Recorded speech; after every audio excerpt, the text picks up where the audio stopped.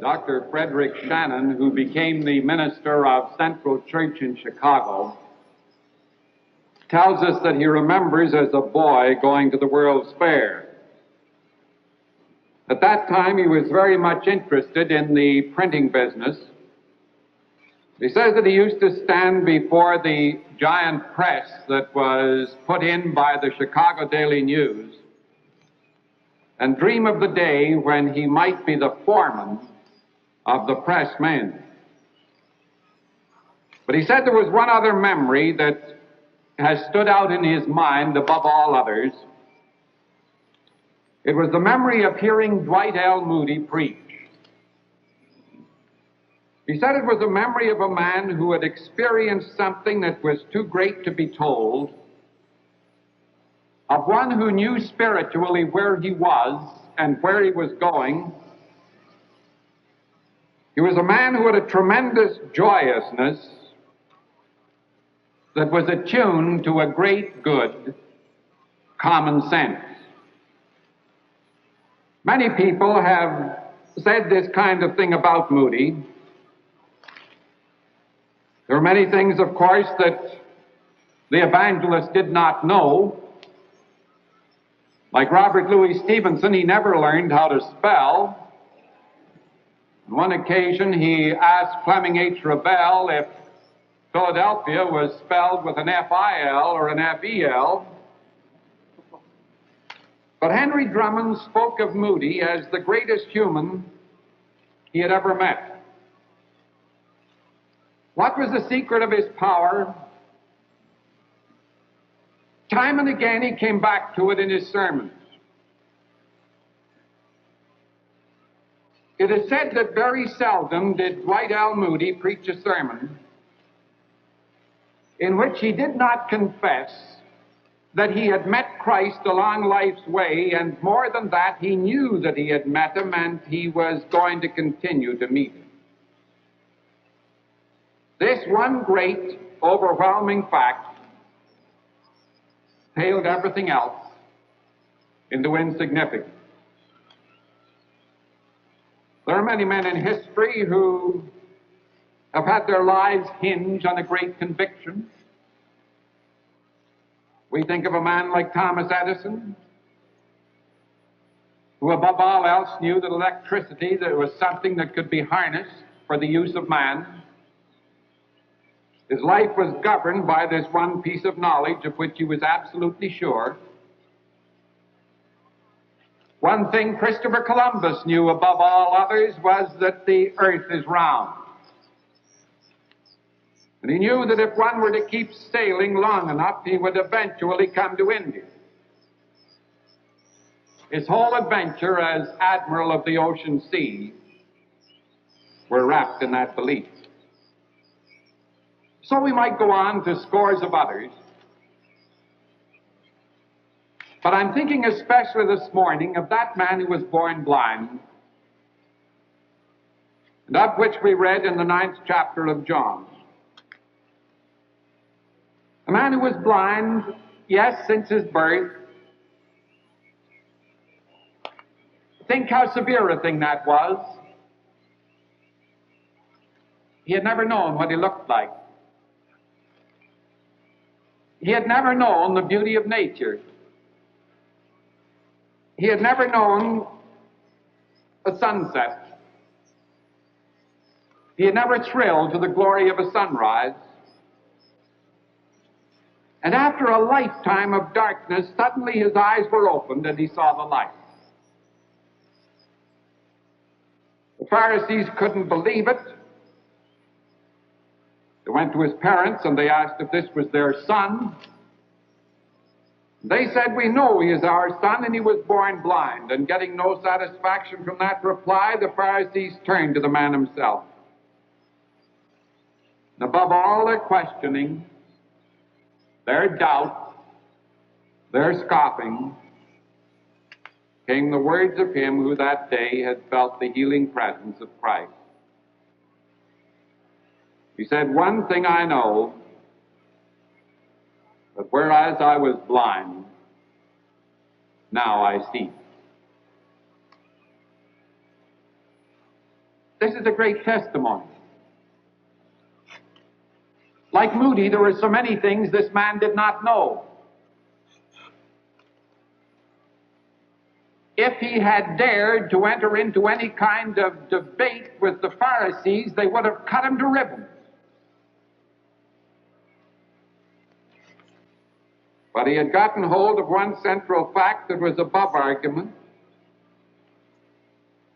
that was embedded deep within his soul. One thing I know, whereas I was blind, now I see. All of us know people like that, do we not? They're not very well versed in theology. They do not know very much about the history of the church. They don't know much about the philosophy of religion. They don't know a great many things, but they know a few great things. And there's a spiritual glow about them. And there's something about their life, there's something about their thinking that defies logic. For they know that they've gotten hold of a part of that eternal thing which is invisible and which surmounts reason. God has touched them someplace, somewhere, and they went forward knowing this one great thing. And everything they did from then on became a part of that central commitment. They talked with the power that comes from giving witness to the thing that's experienced. The weakest periods in the history of the church have always been those periods when we have had people who have tried to live on just the faith of their fathers. People who have lived on a kind of inherited faith, when they never seem to be talking about a personal experience.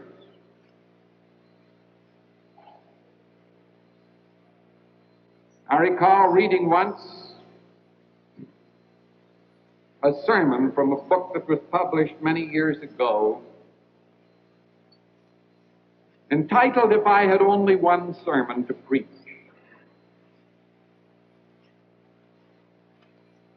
I forget who it was who said it, but one of the preachers did. He said, every man has only one sermon to preach, and that's the story of his own life. It is the truth made real in his own experience. And so long as he is talking about that, he's vital.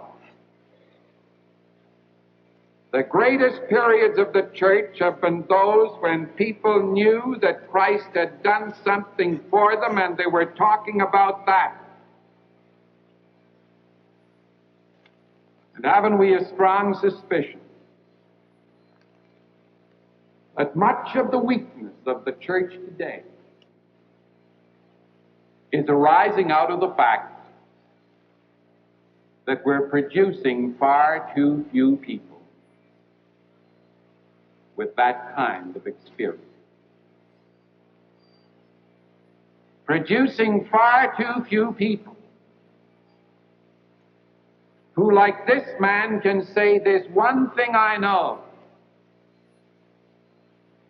and I don't care what you say against it, you cannot deny the fact that this has happened within me."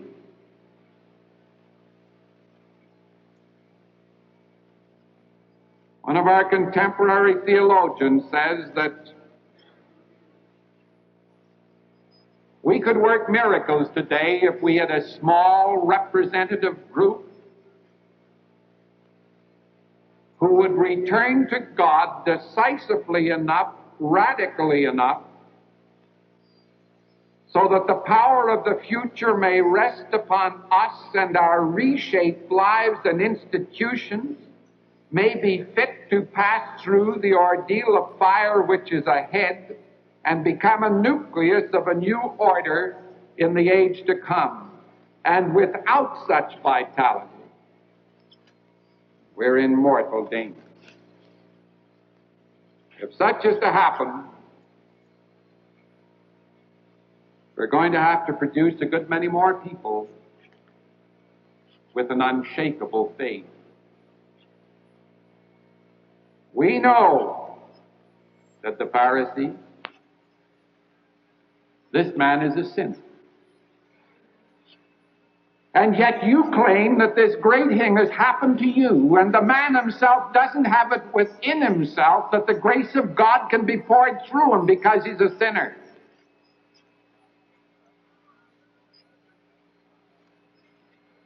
He answered, whether he be a sinner or no, I know not. One thing I know, whereas I was blind, now I see. How does one develop a courage and a conviction like that? For let's make no mistake about it, there is so much room in the Christian experience for just this kind of conviction and just this kind of sudden happening. There are some people who, being brought up in good Christian homes, do open to God like a flower to the sun. There are others that nothing short of a Pauline experience on the road to Damascus is ever going to do anything to them. They need something radical, potent. How does one get the kind of courage, the kind of conviction this man has? A couple of suggestions come from this man who was born blind. The first is that he started with something concrete that had been done for him. I wonder if one of the reasons why many lose their faith is not to be found in the fact that they allow to drift out of their memories the specific things that God has done for them. They see all of the doubts and all of the questionings and all of the scoffing. And they allow these to obliterate the bigger things that day by day God has been giving to them. And they're never countering specifics with specifics. Read again that 14th chapter of the book of Acts. Paul and Barnabas were having a difficult time restraining the crowds because there had been an act of healing and the crowds wanted to worship Paul and Silas and Barnabas.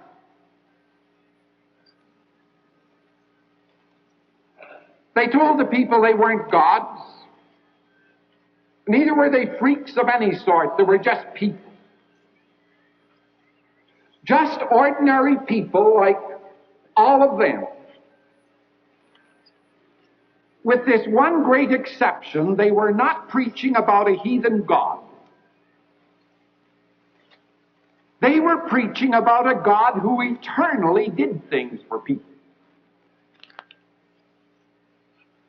Nevertheless, he said, he left not himself without witness in that he did good and gave us rain from heaven and fruitful seasons, filling our hearts with food and with gladness. This God, he was saying, is not one who performs one miracle and is gone. Even such commonplace things as the rain and the harvest are the manifestations of God as he does good. And that's a truth which we all need to remember. Christ talked about this. Christ talked about a God who cared about people as he cared about nothing else. He talked about a God who was a father, a God who had a great concern. You know, when a child or a grandchild gets into trouble, even if he doesn't come for help, you're forever doing what you can to set him on his feet again. And often he gets out of that trouble because of your unceasing effort on his behalf. Now, the God that Christ talked about is like that. He's working on our problems, whether we have asked him to work on them or not. The great difference between us looking upon a God who just works objectively on our problems over there, whether we ask him or not, is that we're not lending our support, our cooperation to God that we lend to him when we pray and ask for his help. But he's working on them whether we ask him or not. Have we remembered lately to thank God for what has happened to those specific things that just seem to straighten out by themselves?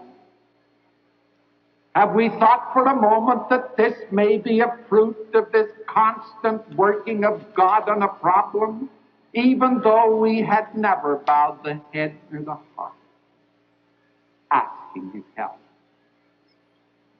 Count your blessings, start naming them one by one, and see what it does to your faith. I'm sure you'll get like the little child who went out to count the stars, and she turned to her father and she said, "Daddy, I never dreamed there were so many."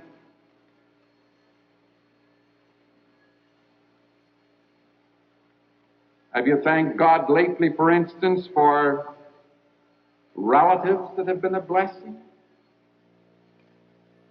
You know that's becoming something of a strange thought. Too often we allow the problem relatives to take up too much of the stage. The members of the family we don't get along with, they're the ones that are talked about. Have you remembered lately to think about some of the ones who've been a blessing to you all of your days and thank God for it? The same's true of friends. The other day, I found myself eavesdropping, listening to a discussion in which one person said very cynically,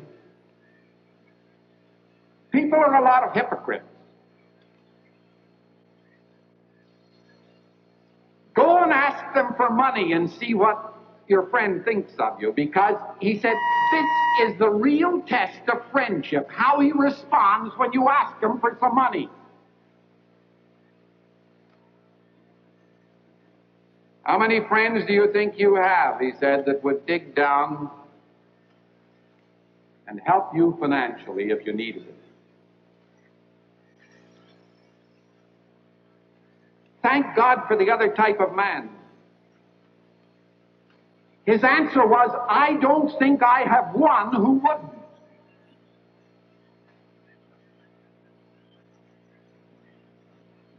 Now, a lot of us are friends like that. And we thank God for them. And I don't think I'm being naive in my imagining. Friends that God, through Christ, is giving us with. Charles Beard, one of our great historians, has been criticized on many occasions for not witnessing sufficiently to the value of religion in society. But Beard said this on one occasion: "This world is not a mere bog in which men and women trample themselves in the mire and die. Something magnificent is taking place here amidst the cruelties and the tragedies." Well, there is. taking place significantly, and we'll know it with this man who was born blind if we begin to think in terms of some of the specifics with which God has blessed us. Not forget some of those great, quiet, deep things that we have been enjoying so long that we don't notice them anymore. Yes, the man in the story not only teaches us the value of giving praise, but having in our hearts specific things for which we thank God. Then, too, this man was indicating that he was willing to take one step at a time. The Pharisee had so much to say against Christ, yet this man who was born blind said, whether he be sinner or no.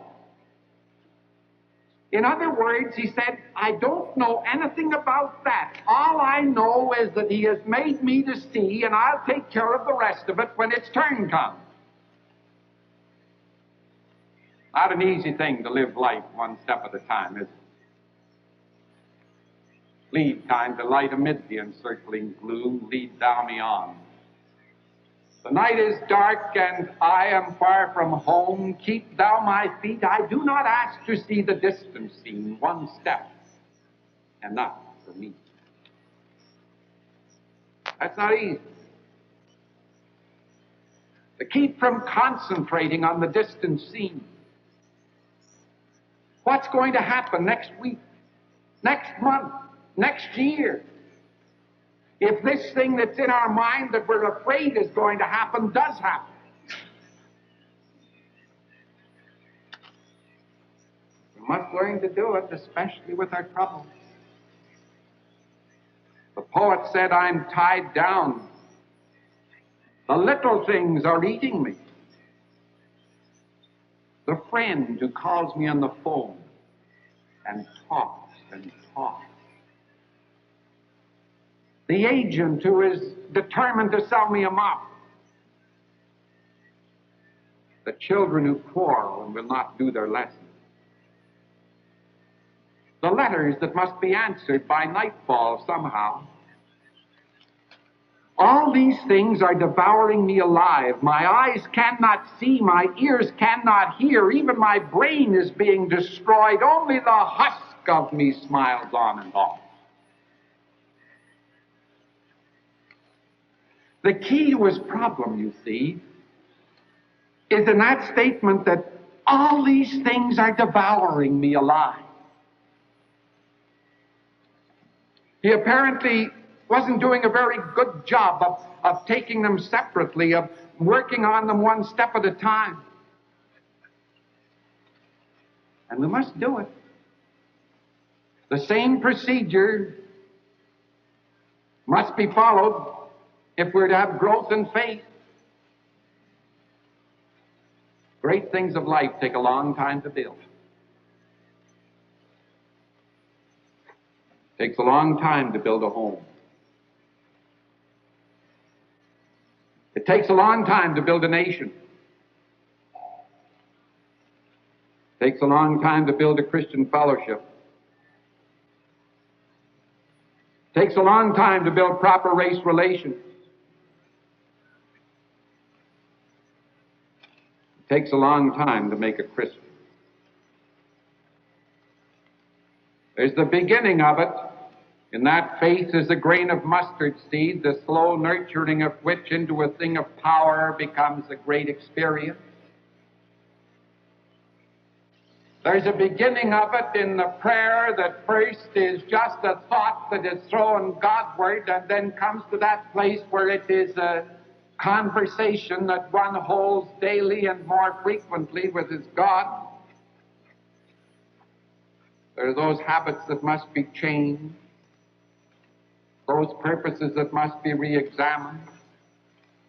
So the Christian grows a little here, a little there, one step at a time, concentrating on one concern of the soul at a time. Whether he be sinner or no, I know not. One thing I know, whereas I was blind. Now I see. That was his first step. That was the one thing in which he believed. Am I talking to someone who today feels that all of his faith has been knocked from under him?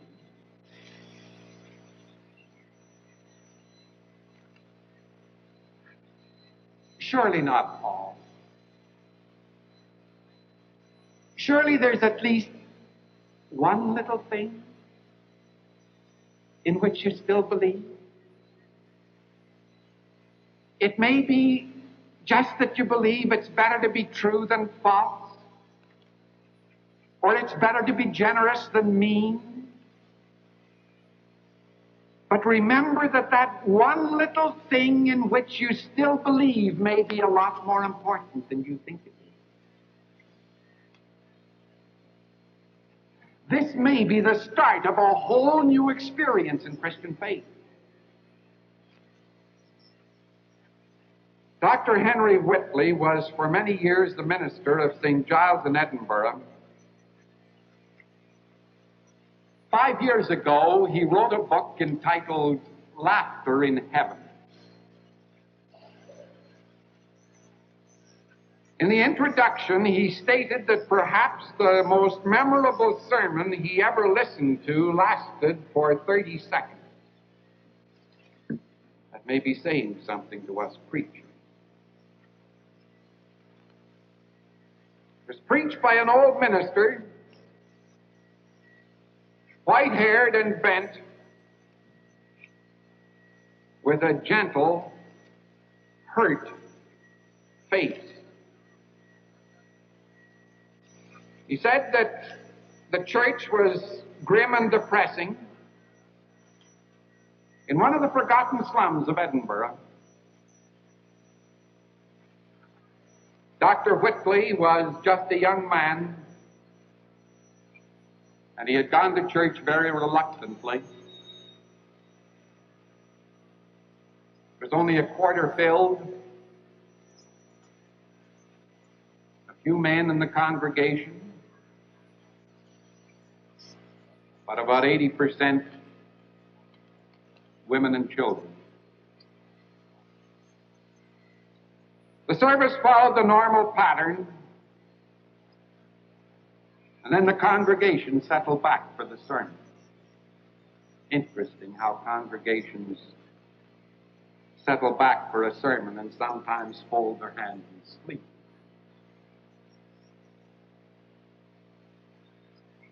The old gentleman ascended the pulpit. In a half-broken voice, he said, "I have no sermon this morning." Nothing would come. And I've been so busy with many things. I'm not sure what I believe, except that Jesus lives.